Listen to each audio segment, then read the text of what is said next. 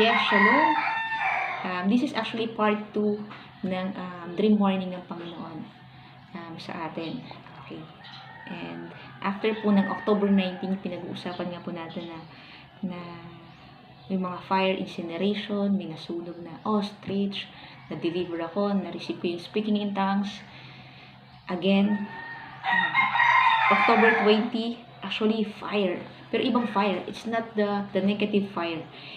Ang pinasabi sa akin ang Panginoon na to start the fire, yung ignition ng the fire from within ng mga anak ng Diyos na maumpisa na. And kada may tatayo po kasi na anak ng Diyos, to do that, merong mga susunod. So, imagine nyo na po kung marami ang tumayo. Diba? Marami ang susunod. So, talagang tinatawagan tayo ng Panginoon po. Talagang, this is our thriving season. Hindi na to surviving lang sa atin eh. Hindi tayo nagsusurvive, hindi din tayo nagsustrive. This is thriving. The Lord wants us to, to stand in the gap, to stand for the world, itong fallen world na nangyayari sa atin and all. And as we, represent the Lord in our lives, talagang magsashine yung glory niya and makikita ng lahat na, oh, it's really the Lord. At talagang ipa-flourish niya kung ano man yung mga ipapagawa niya sa atin. As we always say yes, and as we always humble ourselves before the Lord and before others also. So, ito yung kinukwento ko po sa inyo na nakakasama po namin dito sa UNOLJ. Kaya po pala siya. Along with my dream, mornings, meron din siyang dream, tapos may vision din siya. Kasi, aside from me talaga din, siya ay tinatawagan rin ng Panginoon na tumayo. Hallelujah. Para sa pamilya niya. Tumayo. Lumabas. Okay? Actually, literal lumabas para magawa ko ni pinapagawa ng Panginoon sa kanya. At the same time, pag nagawa niya, dumakas siya sa spiritual na pananampalataya niya. Kasi she's been persecuted for how many years ng buhay niya? Parang all her life, talagang dinapa siya ng kalaban. All aspect, financially, unang-una, sa family, socially, spiritually, lahat, dinapa talaga siya. And actually, lately lang po namin siya nakilala. January of this year lang, katapusan yung mismong birthday niya. Okay, so, but then, the Lord is so good. Hindi man natin kilala yung mga tao na nilid sa atin ni Lord, pero, merong dahilan, may malaking dahilan. Kagaya ng, along with me, siya ay nagkakaroon ng mga warnings din, para naman sa pamilya niya. Sa akin, itong warning na to, it's for all of us. For all of us. Hindi lang sa family namin, for all of us. Na tinatawagan na ng Panginoon. Na baka nagkukulang na tayo sa oras natin, sa quality time natin sa Panginoon. So, yes. Kasi bakit? Or start the fire. Kaya nga po, siguro kung mapapansin nyo unti-unti. Pero may mga lapses, makita nyo yung Facebook po namin. May mga time hindi kami nakapag-post. Actually, may mga binabattle po kami spiritually. And talaga meron kaming hinahanda for the body of Christ. Yes, and all by His grace lang. Kaya po namin ito nagagawa. And, pare-pareho po tayo. Hindi po kami nagmamalis. Talagang kami ay araw-araw nagpatuloy na dinadapa, hinahambol ng Panginoon. Dahil sa lahat ng, grabing faithfulness, binigay niya na, grabing love in overflow, but yet, may mga lapses pa rin po kami. Araw-araw may nakukomit kami. But, we don't want to stay on those areas ng buhay namin na parati na lang merong attack, may mga attack ng kalaban, sobrang magnify yung mga, actually tinatransition yan eh, bumibilis na po yung deliverance, bumibilis na yung attack, mas shorten na compared before. Praise God, talagang merong nangyayari, mas dumadami yung praise reports. So, hallelujah, all by His grace. But, si Lord faithful, kahit na unfaithful po tayo. But, alam niyo po ba, na kapag all the more tayong faithful kay Lord, mas yung faithfulness niya, mas willing siya magbigay. Kasi talaga yun naman ang goal niya eh. Para magkaroon tayo ng buhay at buhay na masagana. Yung sagana na galing sa kanya na hindi earthly standard, but it's, heavenly standard. So, kung anong aspect man yun na si Lord, talagang masasatisfy ka. So, yun. Kaya po pala kasi talagang lalabas na siya. Anytime, sobrang lapit na po. We are really excited na kung paano kami pinakawala ng Panginoon. Last July 31 lang of this year na kambal ko. As we say yes, as we really humble before the Lord and before our family, before anyone else talaga, or everyone else. Mangyayari din sa kanya at mangyayari pa. Actually, nangyayari na doon sa ibang mga kasamahan namin at mas mangyayari pa as we faithfully walk with the Lord. We walk our talk, mas lalo ang pagpapala ng Panginoon. At mas maraming pinto ang mabubuksan, mas maraming pamilya ang matutulungan. Hallelujah. So, yeah, we are really looking forward to that. Yes, and yun nga, praise God. Dahil kahit hindi ko pa nasasabi, October 21 po ito. May kinonfirm din si Lord na, kasi usually po kapag pupunta kami ng mission, kailangan may confirmation ni Lord. Kasi pag walang confirmation ni Lord, walang pagsama. So, in vain siya. Parang ginagawa mo lang siya all by your strength. Pero iba po pag may pagsama ng Panginoon. Pag kinonfirm talaga niya, yes, tinatawag ko kayo, punta kayo doon. Okay? Talagang iso-surprise ka niya, may mga challenges, pero grabe yung pagtatawid. Yung mga taong gagamitin niya, the right people, the resources, provision. Ay, nako, grabe po. Ang sarap pa may pagsama ng Panginoon. Kaya ito paglabas niya, is ang tagal, hinintay din po namin kung kailan. And then, here comes. Malapit na. Hallelujah. Pinadaan po sa kanya. Actually, nung time po na yan, nakausap po siya nung October 21. Few days ago. Grabe kasi yung battle din with the, sa family members. And, may mga stronghold ng enemy. Even sa kanya rin.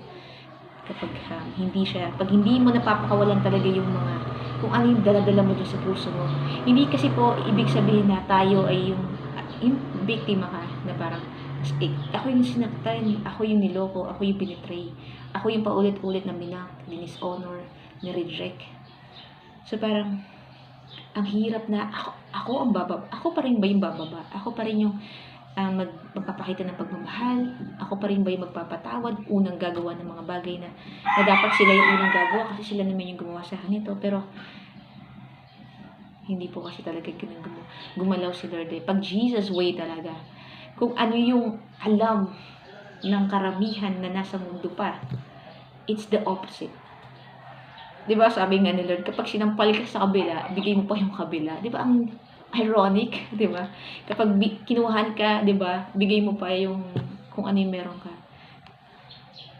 Ganun si Lord parang hindi nauubos yung kanyang love.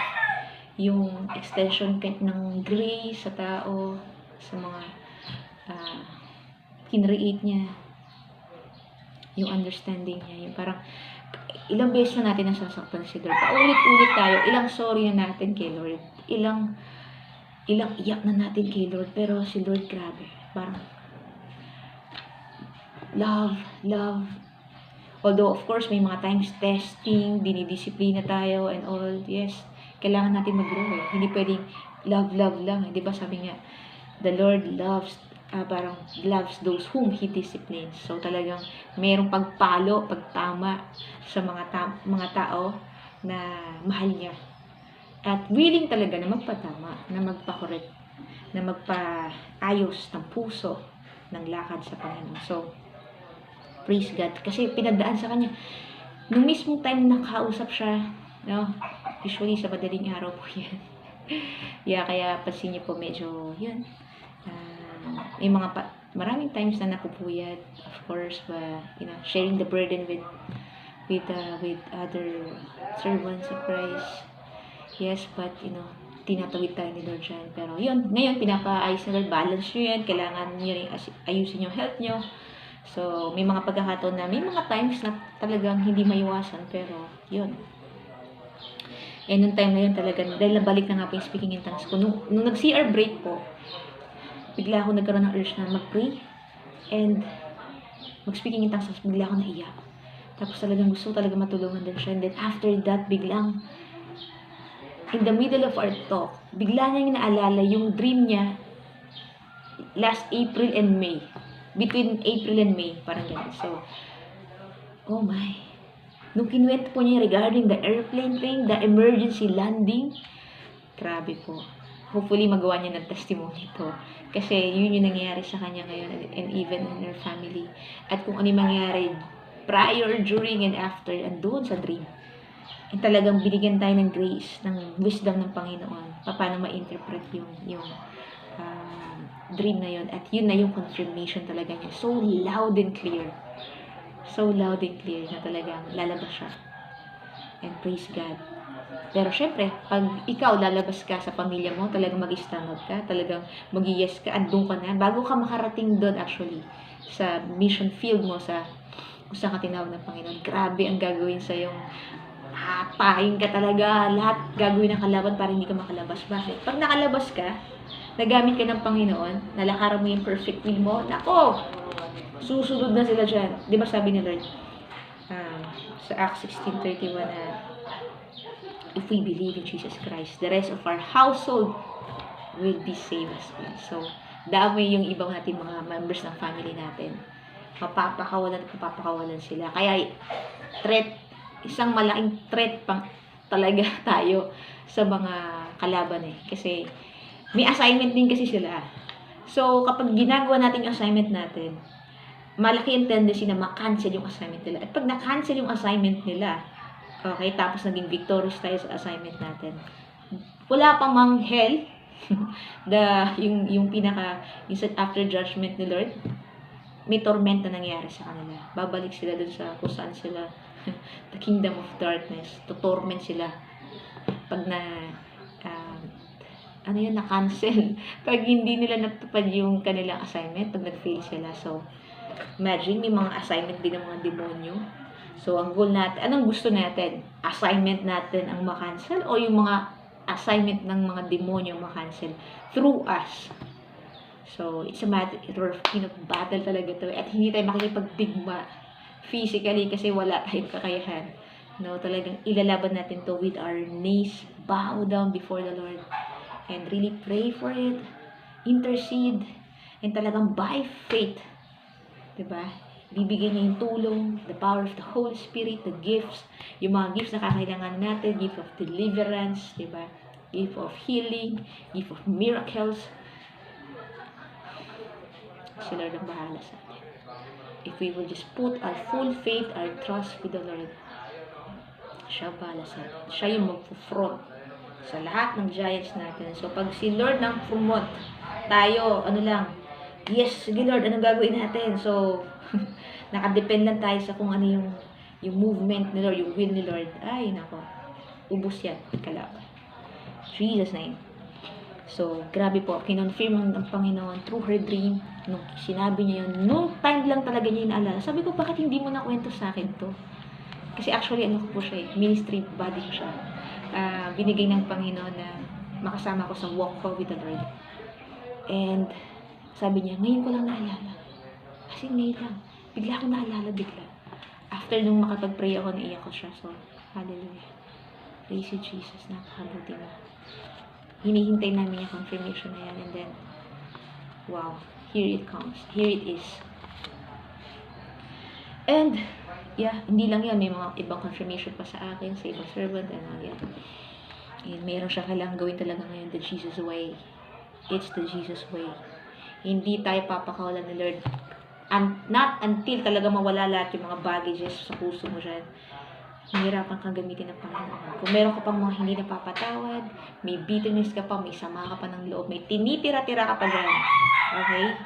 Hindi ka fully magagamit ng Panginoon. Kaya, might as well, iiyak, iluhod mo na lahat yan sa Panginoon. Huwag ka na magtira. So, kapag sinurrender mo kay Lord, hawakan mo siya, full by faith talaga. Fully trust Him. Na kahit anong mangyari, kahit masakit yung proseso na pagdadaanan mong pag-let go, that the Lord is with you. Itatawid ka niya. Supernaturally. Magkakaroon ka ng, alam mo yung para ka nagkaroon ng shield na parang, dati, nung ginagawa ko to parang masakit, pero parang ngayon parang ang dali na lang. Kasi bakit? Nagtiwala ka sa Kanya. Kahit ano nang sabihin nila, may shield na. Diba? Pwede, that's the armor of God na the breastplate of righteousness, the helmet of salvation, the belt of truth, the sword of the Spirit, diba? Pag nagkaroon na tayo ng armor, ay, naku, grabe po. Mas makakamartial tayo, Jesus way. Amen. And, of course, kanina nga isasabi ko sa inyo, even yung mga dogs ginagamit. So, hindi ko pa nga to nasasabi po to sa inyo. So, patuloy ang, hindi mo sinasabi yung dream, o sige, atakin ka namin. Even yung ang aso namin ginamit. Para atakin kami, spiritually, physically. Kasi may time na nagalit yung isang member ng family sa akin. Kasi may ginawa ko, pinalabas ko yung aso and all, minura ako, and yan. Pero, kasi umuwi na di ba? Tapos here comes, nag-aaray sa naman, parang binabalik na naman sa dati. Yung mga ugali na nirelease na ni Lord, kumbaga. Pero, yun, prayer. Humble before the Lord. Humingi ka ng tawad. Pag nagkasala ka, kahit nasabi mo, sinasaktan ka by their words, forgive. Let go. Lord, ano na ako kumbaga parang, ikaw nga pinersecute ka nga. Ikaw nga, Lord Diyos ka na Diba? Kami nga salita lang. Ikaw talaga, tinorture ka. Dinuraan ka, sinampal ka, binugbog ka. Nilagyan ka ng koronang tinik, dugo-dugo ka dito. So, pinako ka sa krus, nilatigo ka muna ng matindi. Sobra grabe. Tanggal naman. No. Pero, and yet, sabi niya naman, nasa krus siya. Ama, patawarin mo sila. Sapagkat hindi nila alam ang kanilang ginagawa. Hallelujah. Despite na sobrang hirap na yung physical na katawan, kasi nasa katawan ng tao si Lord And yet, forgiveness ang nirelease niya. Kasi alam niyo po, hindi talaga tayo yung magkakalaban dito. Hindi tayo mga tao magkakalaban. Kaya ni Lord, sino talaga yung mga kalaban natin? Of course. Diba sabi nga, we do not wrestle against flesh and blood. Diba? Yung mga principalities, yung mga kingdom of darkness. The spirit, of course, the evil spirits behind each person. Yun po talaga yung kalaban natin. Kagaya niya, maingay. So, pwede yung mga, pwede ginagamit sila ng enemy para hindi niyo po masyado marinig to message na to. But, continuously pag-pray natin na wala yung distraction and makafocus po tayo sa mensahe ng Panginoon. So, yes, by faith talaga, prayer. And, humility, nag-pray mo, hingi ka ng tawad kay Lord, hingi ka ng tawad sa tao. Mag-humble down ka, gawin mo yung part mo. Next time, sige, hindi ko na po gagawin, ganyan. Grabe, kinabukasan, okay na, parang ang bait na, parang, okay, parang, thank you Lord, in-answer mo kasi pinag-pray din yung tao, Lord, sorry, dahil sa akin, nag-stumble, naging way yun para makakommit siya ng sin. So, Lord, may you comfort him, may you heal his heart. So, grabe, faithful si Lord talaga. Sobrang, lalo kung ang goal is talaga mag-unite tayo, not to divide, ibibigay ng Panginoon. So, yun. That was October 22. 23 po. Actually po, bukod sa fire, October 24. Actually, fave number to ng kambal ko. Kung ako fire yung mga warning sa akin. Siya naman, flood, water. Actually, meron po yung water and fire na yan sa amin. The symbol of the Holy Spirit, the water and fire. So, siya naman water flood.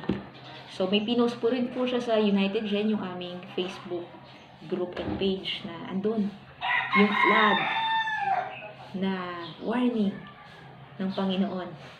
Grabe no, tuloy-tuloy warning. This time, after fire, flood naman. Well, actually po, mayroon din po sa akin.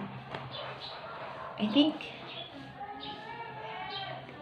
nung isang araw, ko siya shinare regarding sa kay Noah. Tama ba? Or kahapon yata. Yeah. Flood din. Na ang sabi ng Panginoon talaga, grabe na. Nag-i-increase na yung corruption sa mundo. Sa Genesis chapter 6 po ito, no?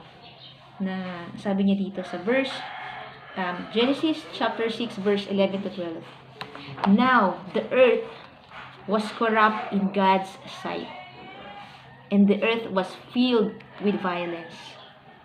And God saw the earth, and behold, it was corrupt, for all flesh had corrupted their way on the earth. Except for, meron siyang meron pong someone, nung time na yon sa Genesis, chapter 6, may great favor sa mata niya, in his eyes, na talagang napabura niya because itong tao na to, he walks in the righteousness. He is blameless, blamelessly talaga, sinusunod niya si Lord lang, hindi siya sumasabay sa agos ng nangyayari sa mundo. So, actually, siya at pamilya niya na-save. And this was actually Noah. Yeah, yun nga yung sa Noah's Ark. And, actually, may kinalaman po yun sa atin ngayon. Kasi, supposedly, ito pong dream warning ko na ipapahagi po sa inyo. Dapat, kagabi pa to. Pero dahil nga, ang enemy patuloy na, grabe po spirit of stupor na yan, na talagang pinapaantok. Kasi talagang, antok ka talaga, hindi mo, not until, may way out dyan eh. Talagang kailangan natin na mag-confess. Pero kung hindi mo kaya mag-confess agad kasi nga naantok ka, worship song. Ito po, effective. Kantahan mo si Lord as in, with all your heart. Kantahan mo kahit medyo napikit-pikit ka pa dyan, antok ka pa. Kantahan mo with all your heart ang Panginoon.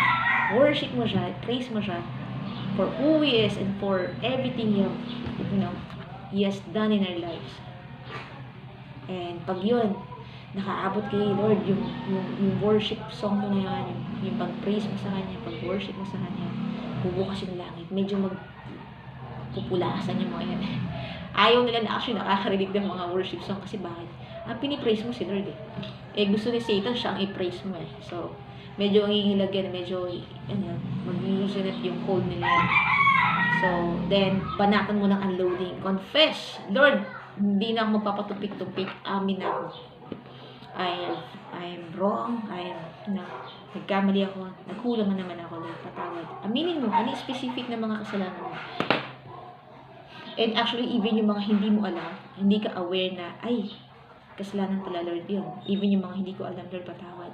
Even yung mga hindi ko nagagawa, patawad.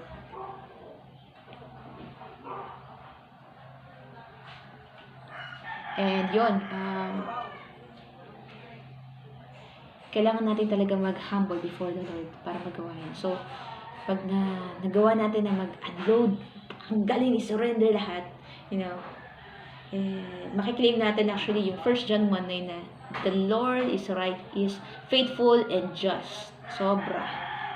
As we confess our sins, He is faithful and just to forgive us and napakawalan tayo, purify tayo from all unrighteousness. Yes, and pag na-forgive tayo ni Lord, sunod na dyan, deliverance. So, we can now claim Luke 10:19. Now, we can just, trample. Tapakan lang yung mga serpents, yung mga scorpions, yung mga evil spirits na yan, and overcome all their powers. Diba? And nothing at all shall harm us. Claim the authority given by us, by our Lord and Savior Jesus Christ. Talagang by faith, panghawakan mo. Actually, ginagawa po namin yung self-deliverance. And pag in-address namin yung spirit of stupor, in the name of Jesus, I command you out in Jesus' name. So, spirit of lying, spirit of pride, spirit of rejection, spirit of doubt, daming spirit, spirit of rebellion, spirit of perversion, sexual immorality, spirit of lying, yan, spirit of depression or heaviness, spirit of antichrist, spirit of jealousy, yeah. Maraming klase ng spirit.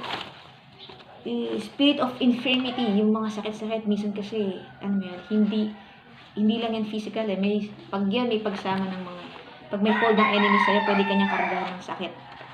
Spirit of infirmity, bigla ka na lang magkasakit, wala ka namang sakit. Yan. In the name of Jesus, I command you out! Yan. Pagkasabi namin ganun, ang mga manifestation na napapakawalan tayo, usually kasi ang spirit tumalabas through our mouth. So, pag hihikab tayo, kapag nag-spit tayo ng mga anything, yung mga something mucus or not, pa yan, dumudura tayo, pag nagba-vomit tayo, pag umiiyak tayo, nagbe-burp tayo, yung iba kapag dumudumi, umiihi, nautot, something like that. Anything na nare-release, yeah, malaking tendency talaga na tayo ay nade-deliver na. So, pag kinlaim natin, of course, talagang by faith yun, di ka pwede mapasukan ng fear. Diba? Pwede kang balikan ng enemy. And then talagang, Lord pag alam mo na wala na, mention mo na lahat, and Lord, I unlock the chains. I-unlock mo kasi may mga chains. I unlock the chains and pa-remove mo kay Lord yung chains. And Lord, by your power, Lord, remove all the chains, Panginoon. Sunugin mo. And pag wala na sila, Lord, talagang close all the portals, close from head to toe, in Jesus' name. And then claim that you are delivered, claim that you are forgiven, that you are delivered. Usually, kapag delivered ka, you are also healed. So, praise God. And, actually, marami pong tinuturong Panginoon na way out natin sa kung ano yung mga nangyayari sa atin. And itong dream warning po nito ng Panginoon, actually, nag-start nga ito sa pandemic din, last year pa. Hindi kasi po nangyari ang pandemic para tayo ay mas magkaroon ng time na mag-relax or maging complacent, lalo na yung sa walk natin, sa Christian walk natin with the Lord. Kasi po, kaya rin inalaw ng Panginoon kasi mas marami na tayo actually na time. Spend time with our family, spend time in prayer, spend time in, seeking the face of the Lord. Talagang, mas kaya natin yan, quality time with Him. Kasi mas marami na yung time na nasa loob tayo kaysa nasa labas tayo. Tama po ba? And yet, kapag hindi po natin alam na, yun ba yung purpose nun? Kasi akala ko, pinaparusahan lang tayo kasi nga ganito, ganyan, may mga masamang tao, pati tayo nadadamay. Imbis na nagagawa natin yung malaya, yung mga nakaka-travel tayo, nakakakain tayo sa labas, walang face mask, walang face shield, nakapag-banding tayo, nakapag-gala tayo.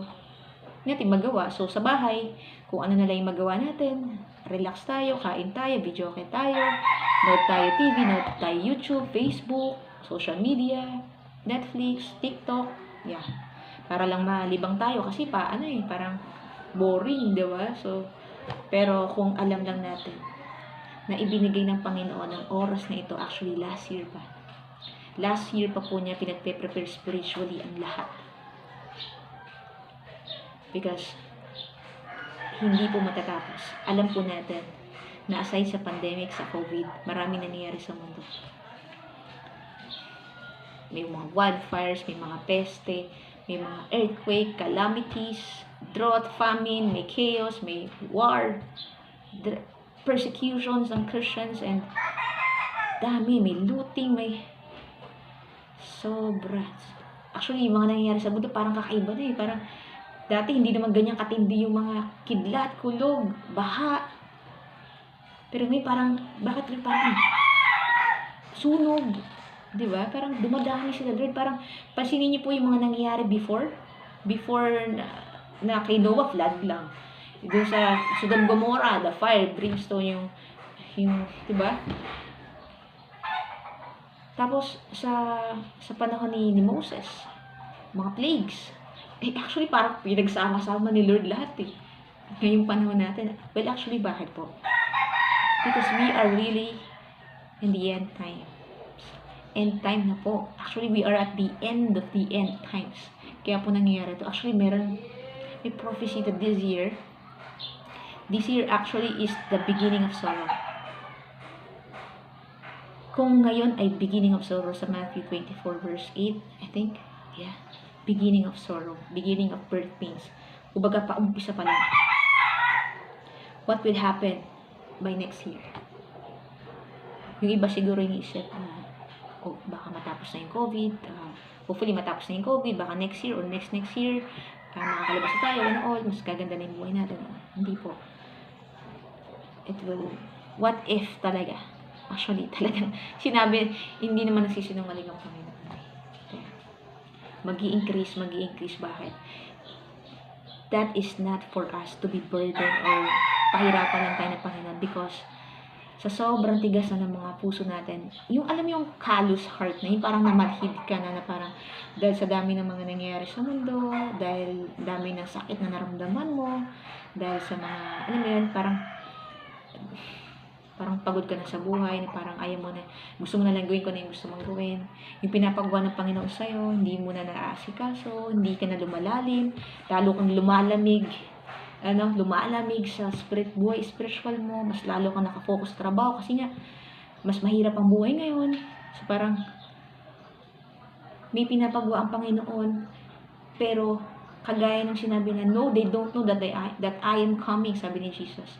Kasi nga, taliwas na yung ginagawa natin sa kung ano yung pinapagawa talaga sa puso din ng Panginoon sa atin. And, sobrang dami po nangangailangan ng tulong. Sobrang daming kaluluwang ligaw. Akala po nyo okay lang. Sabi ko nga po sa inyo, 2019 pa, maraming nakakakilala sa amin na 2019 pa, kami nag-share. Actually, parang mid ng 2019, nag-share na kami. Project Restoration pa po, hindi pa po kami united dyan. Project Restoration. Na patuloy kami nagpapalalim, seek lang kami ng seek. Mostly ito nang ginagawa namin. Actually, sobrang grabe na nga yung oras na ginugugol namin dito sa walang Nood TV, walang Wordy, puro mostly ito. Bibilisan yung mga trabaho sa para lang magawa yung pinapagawa ng Panginoon, yung mga nanghihingi ng tulong, mga nilalapit ni Lord, mabigyan ng oras, and matulungan sila sa mga burden nila, lumakad sila ng straight kay Lord, sa lakad din nila, malaman din nila yung perfect will. Kasi di ba po, naalala ko, Matthew 7:21, not all, di ba, who calls the Lord, yung sinasabi na, Lord, Lord, di ba, not all, hindi lahat daw na tumatawag sa kanya ng Lord ay makakapasok sa kaharian ng Diyos. Sabi ni Jesus, only those who does the will of my Father will enter the kingdom of heaven. Ano ba yung will ni Lord? Ang nakakatakot, meron tayong free will. What if ang ginagawa po natin, yung free will lang natin, yung will lang natin or yung sariling plano lang natin, yung gusto lang natin. What if ang will talaga ni Lord ay mag-serve ka sa Kanya? Nagamitin mo yung buhay mo na although meron kang trabaho, pero may ginagawa ka para sa kaharian niya. Para sa papalapit na pagdating niya.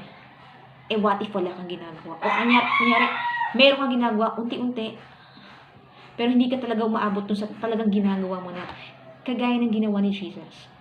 Na talagang nagpagamit siya for that, yung 3 years ng ministry niya talagang may trabaho siya, he is a carpenter, and yet talagang grabe.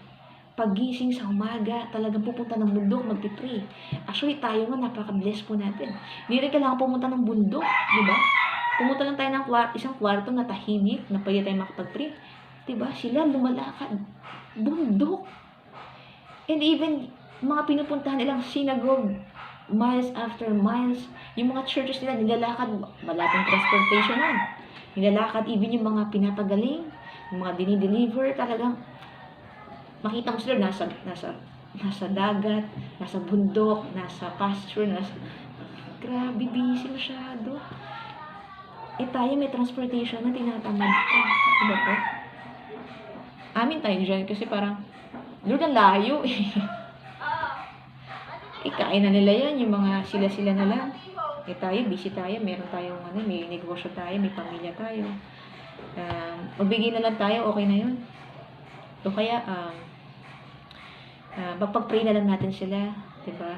Maintindihan naman ni Lord, may grace naman talaga si Lord. Kaso sabi ni Lord, only those who does the will of my Father. Meron po tinatawag na perfect will. Kapag hindi mo alam, saan ka ba talaga tinawag ng Panginoon? 'Di ba? The perfect plan, the perfect place, the right people, the perfect time, and the perfect strategy. Pag hindi niyo po alam yan, yung perfect will ng Panginoon, pwedeng naglilingkod ka sa Panginoon, pero hindi ka talaga dyan tinawag. So, kaya marami po ang nababurden, na tumitigil ng mga servants kasi maaari hindi pa yun yung perfect will ng Panginoon sa kanila. Pwedeng nagsaserve ka pero in vain kasi hindi pa yan yung perfect will ng Panginoon sa buhay mo. Kasi bago natin malaman ng perfect will, kailangan ng babad, more quality time kay Lord. Talagang uunahin siya paggising. Hindi cellphone, paggising, maglalakad 2 to 3 hours devotion kay Lord. Talagang isisik mo siya. Araw-araw na repentance, araw-araw na pagpapalinis, araw-araw na paglago sa words niya, sa pag-share ng words niya, sa pagtulong na ma-save yung mga souls, diba?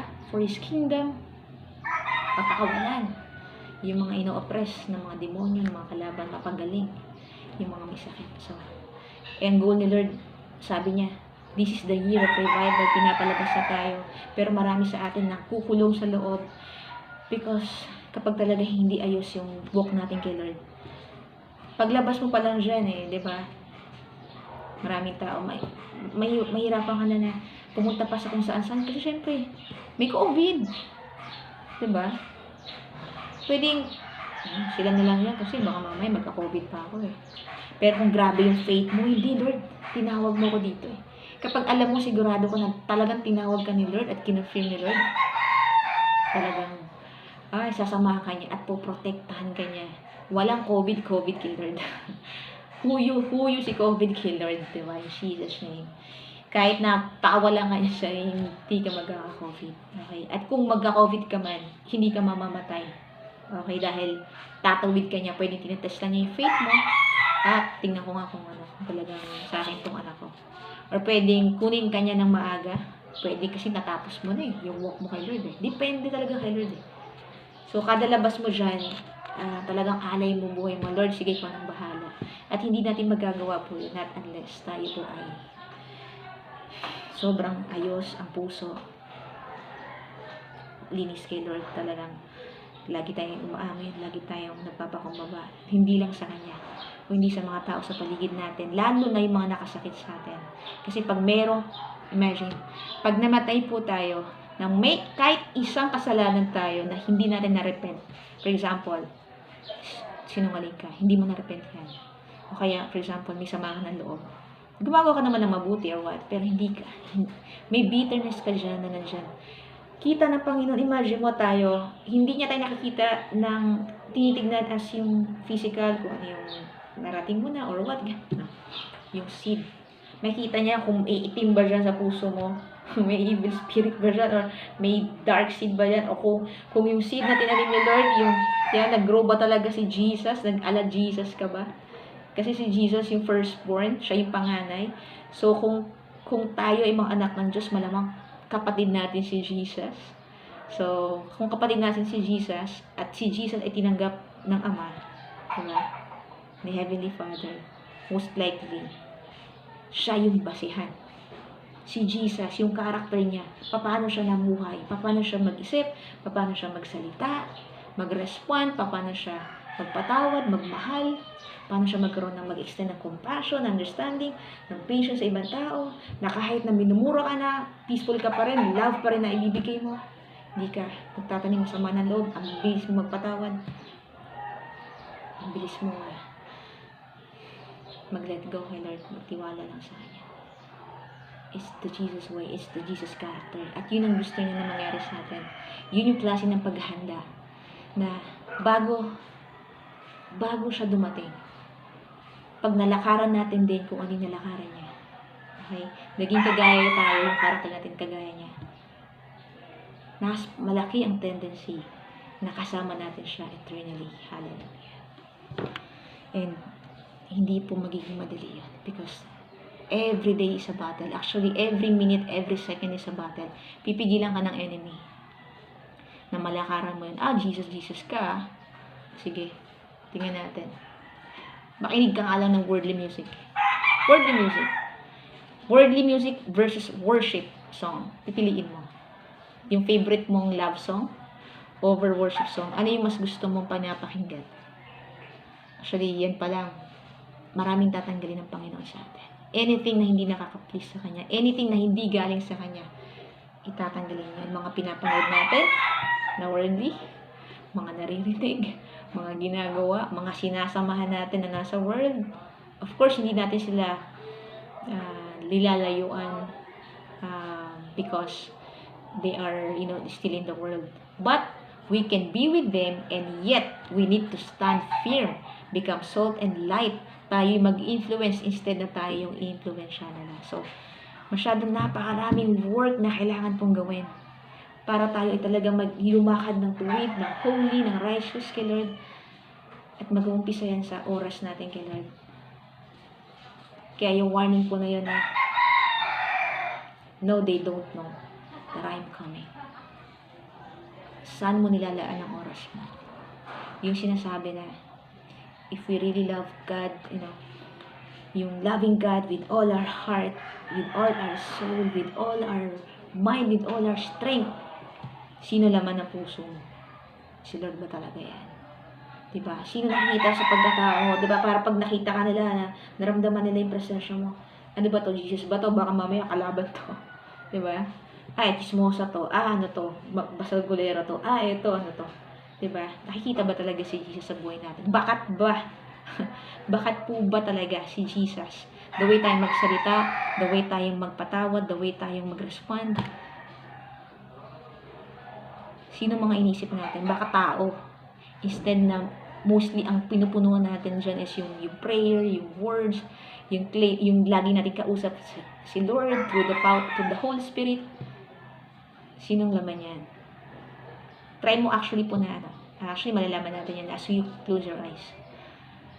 May time hindi ka may time minsan hindi mo maisip si Lord kasi parang kapag bombarded ka ng problema, ng mga galit mo, hinanakit mo, bayarin mo, mahirapan mo maisip si Lord kasi occupied ka Actually, dito sa puso, connected. Pag ito iniisip mo, hindi na si Jesus, lamang pupulyot na rin tayo. Kaya ako ang minamagnify siya is yung bulong ng kalaban. Malamang sa malamang, didiretso yan. Inalaw mo yung lies na makapasok sa'yo, pupunta yan dito. Pag yan entertain mo na, hindi masama, hindi siya, hindi. Na pinagpag-away na kayo pala, no? Hindi, masamang tao yan. Huwag mong patawarin, huwag mong kibuin. So, oo nga, ikaw yung ginawa ng masama, so siya dapat niya mag-sorry, ganyan. So, oo nga, no, ako yung tinanong, diba? Tama ka ng kalaban. Kasi bakit? Emotional. Hindi ka na nakapag-marcha ng Jesus way. Kasi hindi ganun si Jesus Pag may sinabing lies, rebuke, diba? Hindi niya yung pinapapasok. Okay? Pero pag may truth dyan, of course, kung meron tayong kailangang hingin ng tawad. Hingin tawad kay Lord, hingin tawad sa tao. Gawin natin yung part natin. Magpakumbaba tayo. Okay? Mag-respond tayo gently, patiently, understandably. Jesus way. Lusaw yung kalaban. Jesus way mo. Puro love, love, love, love. Kaso ang problema, pag binanatan ka ng ganito, anong mangyari? Pag minura ka ng pamilya mo, mumurahin mo rin. Sige, yan, ginawa mo sa akin, mas gagawin ko sa'yo. Diba? Wala na, pataasan na. Ang hirap po mawala sa mundo nang hindi mo alam. Kay Lord ba talaga? Yung puso ko ba malinis talaga? Malinis ba to? Wala ba tong kahit anong dumi? Kasi sabi niya, we need to be blameless, spotless. We need to be holy, for He is holy. Sinabi niya sa salita niya. So hanggat hindi tayo nagiging banal, titigil po ba tayo? Diba all the more tayo maglalaan ng oras sa Kanya? Hanggat hindi natin siya nakikita. Pero paano natin gagawin yan? Kailan tayo magpe-prepare po? Kung kailan andyan na siya? Ay, dyan na sila, Hingi lang ako sa Lord, patawad Panginoon sa lahat ng mga nagawa ko. Hindi ko talaga sinasadya, Panginoon. Hindi mo sinasadya, ilang beses mo inulit. Binigyan ka ng ilang pagkakataon na humingi ng tawad, and yet sinayang mo, pinalampas mo.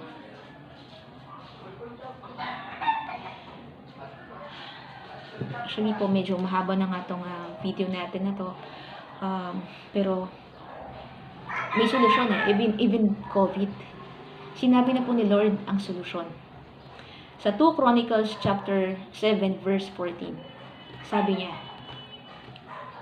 if my people, which are called by my name, yung mga tinawag ko, yung mga anak ko, if they will just humble themselves before me, before the Lord, okay, humble, papakumbaba, ano gagawin?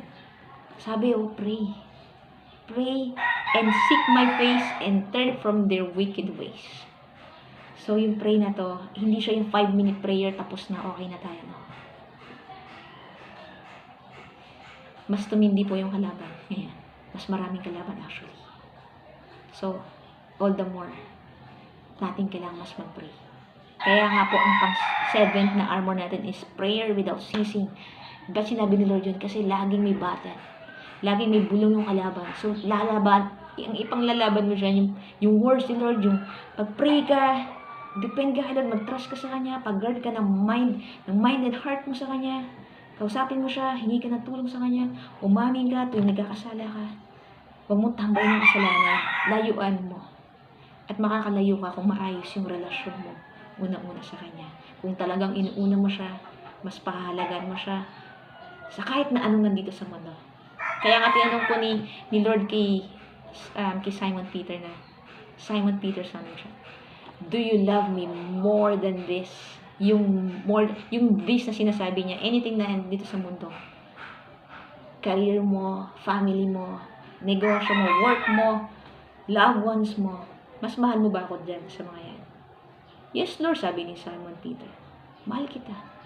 What if tanggalin ni Lord dyan sa'yo?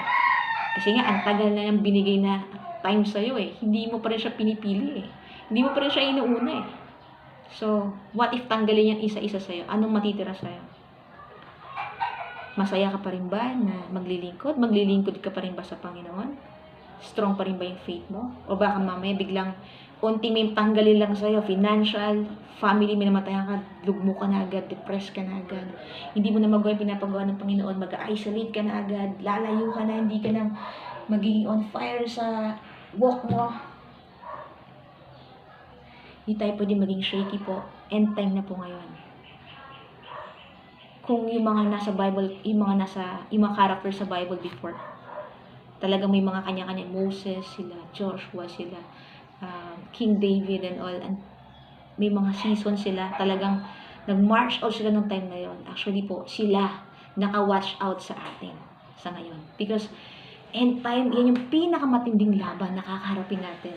Ito na yung grabing buhos ng lahat ng testing, pati yung temptations, nandito lahat, sobra-sobra yung temptation, yung mga challenge, lahat, sobra. Huwag parang, this is the last hurrah, parang nasa atin yung bigat.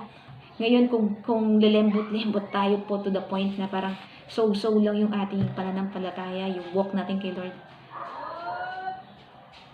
napakabilis po natin na mapunta sa side ng kalaban kaysa piliin si Lord. Kasi mas titindi. Talagang sinasaalala ng Panginoon sino ang sa Kanya, sino ang mga tupa niya na mag-aalay, willing mag-alay ng oras, ng katawan, ng buhay, ng resources, ng lahat. Dahil malapit ng pagbabalik niya. Kaya tinatawagan po tayo.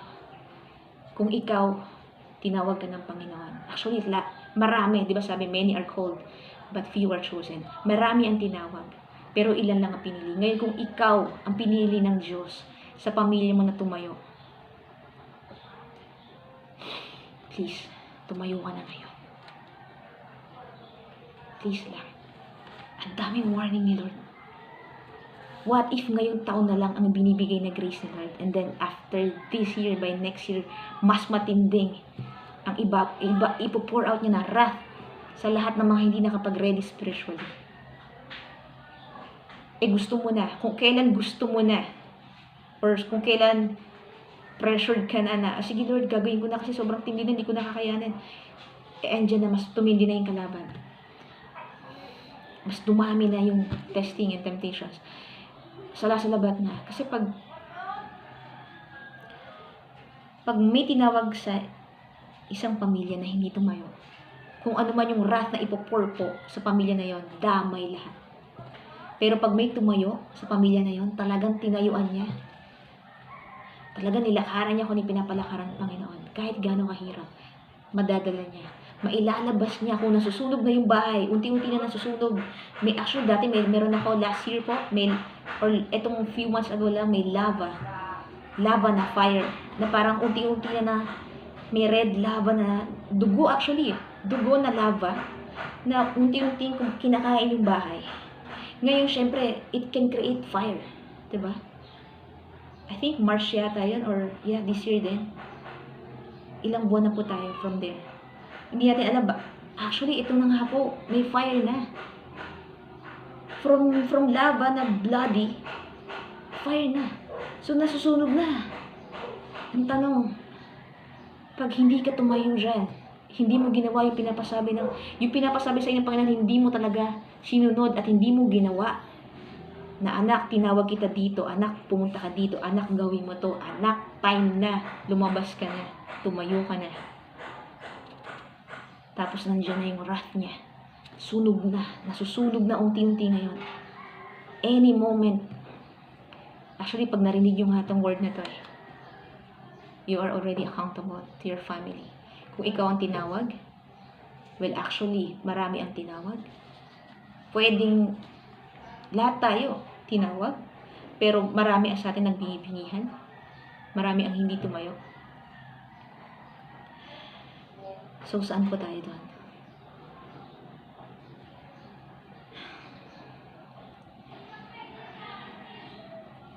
Nawa, hindi po maging huli ang lahat. Kagaya ng sinabi kanina, na binigay na po niya yung sagot. Mag-humble lang tayo before the Lord. Umamin tayo sa lahat. Lahat. Wala kang ititira. Lahat isurrender mo na sa Panginoon, tapos tawakan mo siya, pagkatiwalaan mo siya. Lahat ng galit, bitterness, lahat, sakit, taas mo sa Panginoon. I-confess mo yan. I-repent mo even yung mga, Lord, kung nagduda ako sa'yo, nawalan ako ng pananampalataya sa'yo, nag-die down yung fire ko sa'yo, tinaken for granted kita, nag-tolerate ako, na-compromise ko yung faith ko, sumama ako sa world, naging lukewarm ako, half-hearted ako. I repent. But now I'm coming back to you, Lord. Nawa tanggapin mo ulit ako, Lord. At nawa tulungan mo akong bumawi na. Alam niyo po, pag ginawa natin yan, talagang tinalikuran natin yung kasalanan at hinarap na natin si Lord. At niyakap na natin kung ano yung pinapagawa niya, yung will niya. Sabi niya sa 2 Chronicles 7:14, then will I hear from heaven and will forgive their sin. Hallelujah. And will heal their land. Praise you, Jesus. Grabe po. Pakikinggan niya daw tayo. Baka kaya marami ang nagpipray na hindi nakakaabot sa kaharian niya. Kasi hindi talaga tayo totoong nagpakumbaba. Hindi talaga tayo, may tinira pa tayo eh. Hindi pa natin sinurrender lahat. Baka may hindi ka pa napapatawad. Baka may napatawad ka pero bilang lang. Yung gusto mo lang mapatawarin. Yung mga talagang hirap kang patawarin, tinitira-tira mo pa. Eh parang, sige Lord, bahala na. Ikaw nang bahala. Kumbaga, hintayin ko na lang kung kailan kami umokay, kung siya na yung mag-sorry. Nasusunod na. Madadamay tayo. Lahat. Kagaya na nangyari kay Noah. Kung walang tumayo, wala na. Pero dahil may tumayo, yung pamilya ni Noah, andito pa rin tayo. Dumami pa rin ang angkan. Okay?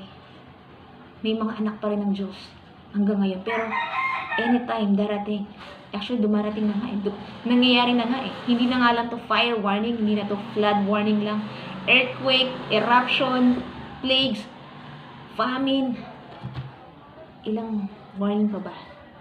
Kapatid, my dearest brothers and sisters in Christ, ilan pa ba ang hihintay natin? Para talagang tayuan na natin At talagang mag-say yes na tayo fully kay Lord. Kasi kung kulang lang sa budget, kung kulang lang sa resources, kung kulang tayo sa mga visible na bagay, si Lord magpo-provide. Pero baka kasi ang kulang sa atin, faith. Kulang sa atin yung trust kay Lord. And kulang sa atin yung quality time na i-prioritize siya. Kasi Matthew 6:33, seek the Lord. Diba? Seek first His kingdom. And yung pagiging tama, yung walk natin, righteousness, and everything will be added unto us. Hindi tayo mamamroblema sa pera, hindi tayo mamamroblema sa mga, kung merong mga nagkasakit and all, ang bilis lang yan. Healing, answer prayer. Mas mabilis maririnig ni Lord. Sinabi niya na, then will I hear from heaven, makikinig siya. And will forgive, pag pinatawad tayo, usually pag pinapatawad ni Lord, nag-heal. Diba, pansinin niyo po yung mga pinapagaling niya. Usually, kaya lang tayo nagkakaroon ng sakit, kaya tayo nagkakaroon ng mga oppression and all, because we have sinned. We committed sin, kaya nga sabi ni Lord, that sin no more. Pinalaya na kita, pinagaling na kita, sin no more. So kapag sin no more, at nagawa mo pa rin, balik lang lagi kay Lord. Hingin po ng tawad. Ang mahalaga, huwag kang tatambay at talagang mas intentionally gawin natin na mas makalakad tayo ng more bawi kay Lord. Kaysa yung hatak tayo na nagkasala ko din, pag nagkasala ka, balik ka kay Lord, tapos bumawi ka. Nagkasala ka, bumangon ka, bumawi ka. Makakarating ka dun. Unti-unti. Hindi naman perfect agad yan eh. Pero ang mahalaga, inuumpisa mo na. Actually, mag-uumpisa sa'yo. Kung ikaw ang tinawag, ikaw ang pinili ng Panginoon, tayuan mo. At yes, of course, kailangan natin ng bawat isa magsama-sama tayo in prayers, in spirit, and hopefully, talagang sa mission, magkakasama tayo. Hallelujah. Praise you, Jesus. So, yeah, malapit na mag 1 hour to. So, praise you, Jesus. Most likely, yun na po, for now. Ang sinasabi ni Lord, ang pinaka-sinasabi talaga ni Lord, the kingdom of God has come. Diba? His kingdom has come nung dumating po si Lord Jesus. And, ang pinaka-gusto niya is mag-repent tayo. Magsisi tayo, talikuran na natin yung mundo. Kasi merong kingdom mindset na gusto niya na i-adapt natin. And, kung medyo, ano ba yung kingdom mindset? Ano ba yung, feel free to message us po. Kung ano yung pwede namin maitulong sa inyo. Yes, dito lang po kami. Actually, meron po kaming tawag sa mga kasamahan po namin dito. We are parang mga katiboks in Christ. Parang same heartbeat with and for the Lord, our Lord Jesus Christ. So, ang ministry na nilalakaran po namin is really, ang head talaga, direct head natin, diba? Jesus Christ. And that is United Network of Jesus. Okay, networking. Pero ang nini-network natin si Lord. Hallelujah. So, yan. Time will come, dadami tayo. Okay? Just pray for it. And nawa, mas marami ang souls na masave kisa sa mag-perish. Hallelujah. So, pray po tayo. Hallelujah. Praise you, Abba. Lord, maraming salamat. Holy Spirit, thank you po, Panginoon, sa pagsama. Talagang you are faithful and just, Panginoon, na samahan po ang mga lingkod mo. Kapag tinawag mo talaga kami at nagsiyes lang kami sa'yo, nagpakumbaba kami sa'yo, all by your grace, talagang tatayo po kami. Kaya maraming salamat. It's all because of you, kaya po namin nagagawa ito. Kaya Lord, tulungan mo kami na mas mag-depend sa'yo, mas magpakumbaba sa'yo, magpakumbaba rin kami sa mga tao sa paligid namin. Lalo po yung mga tao na nahihirapan kaming patawarin, yung mga nakasakit sa amin. Yung mga difficult person na tingin namin ay mga kaaway, pero ang totoo, sila ay mga kapatid namin sa'yo. Ang totoong kaaway namin, yung mga hindi namin nakikita visibly, Lord, sila yung mga patuloy na nag-steal, kill, and destroy. Si Satan ng mga demonyo niya. Sila yung totoong kaaway namin, Lord. Kapag nalaman namin na kami ay mga oppressed lang din, pare-pareho lang kaming biktima, Panginoon, hindi namin ititreat na kaaway. Instead, Panginoon, mas kakaawaan pa namin yung mga pamilya namin, yung mga kaibigan namin, mga kakilala namin, ka-church namin, na talagang hindi makalakad ng tuwid sa'yo. Kasi talagang may hold ng enemy sa kanila, Lord. Pero kung kami ay patuloy na magpapakumbaba sa'yo at sa kanila, anytime kami mismo gagamitin mo para mapakawalan din sila. Tulungan mo lang kami, Lord, na maging kagaya mo, the way ka mag-isip, the way ka magsalita, the way mo kaming mahalin at mahalin namin sila at mag-respond Jesus way in every situation, lalo sa mga panahon na sobrang hirap. Tulungan mo kami, Panginoon, may pag-asa at talagang sinagot mo na. I-heal mo kami, Panginoon, pare-pareho. Papakawalan mo kami, papalayain mo kami if we will just humble before you, Panginoon. At bumalik kami, mas mag-on fire kami sa prayer life namin. This time, hindi na lang 5 minutes ang prayer. Actually, kami po, 2 to 3 hours minimum of that. Pwedeng may mga trabaho kayo, pero yeah, yung iba dyan, 30 minutes, 1 hour. Pero hanggat maaari, ang mahalaga kay Lord, quality. Yung talaga nakaka-connect ka niya sa kanya, spirit to spirit, ramdam mo yung presensya niya. It's not actually the haba, pero all the more tayo nakasok kay Lord, all the more yung anointing niya, yung pagsama niya, yung mga i-reveal niya sa atin. Jesus' name. So Lord, have your way. Tulungan mo ang mga anak mo, lalo yung mga nahihirapan. Yung gusto naman, yung willing, yung humble naman, Panginoon, nahihirapan lang po talaga. Panginoon, tulungan mo kami. Maraming kalaban sa paligid, Panginoon. Pero mas matindi ka, Panginoon, pag ikaw kinapitan namin. Lord, tulungan mo kami. Mahina kami, Lord, talaga. Hindi namin to kaya, Lord, pag walang pagsama mo. So, Lord, I'm praying for the people na makikinig ng warning na to. Na nawa hindi takot ang manatili sa puso, na hindi apathy o walang pakialam ang maramdaman niya. Kung hindi talaga, Lord, tumusok sa mga puso namin na, Lord, may pakialam kami. Kami ay mga anak mo, totoong anak mo. May pakialam kami, kagaya ng you have the compassion. Kapag noong mga panahon na wala nagpapastol, naliligaw, kung saan kami direksyon na pupunta, hindi na namin alam gagawin. Lord, napakaraming soul na ganyan. Napakaraming sheep mo na ganyan. Na hindi na nga na parang, ano ba tayo? Sheep ba tayo or goat? Hindi mo na alam. Kasi balot na. Pero Lord, I'm praying for them. Tulungan mo kami lahat. Tulungan mo kami na makawala.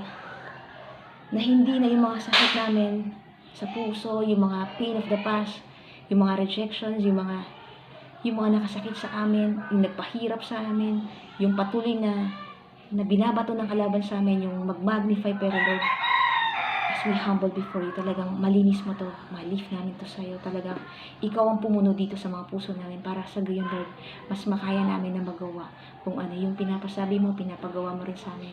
At sa gayon, hindi na lang kami ng mga tinawag mo ang maliligtas, Panginoon, kung hindi the rest of our family members and the rest of the people na nilid mo at ililid mo pa sa amin in the name of Jesus, Panginoon. Dadami kami, I declare.